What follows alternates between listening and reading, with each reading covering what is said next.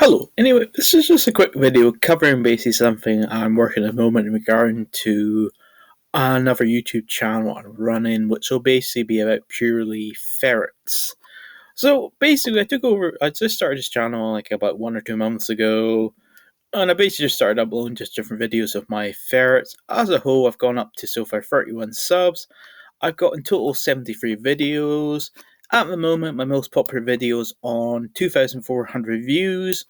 And for my actual videos, at the moment, I'm on, what is it? 372. So basically, I'll be documenting how exactly we're going to be trying to grow this channel from basically at the moment 31 subs to getting up to 100, then 1,000, and so on. And then basically seeing how far exactly this channel can grow. I'm still deciding what to do with it, depending if I should take it serious or just use it more as a hobby. I don't really care too much if I make money from it or not. It's more just sort of a hobby, just different things to maybe make more people take an interest in ferrets, or more people might want to get them as a pets or say adopt them, that kinds of stuff.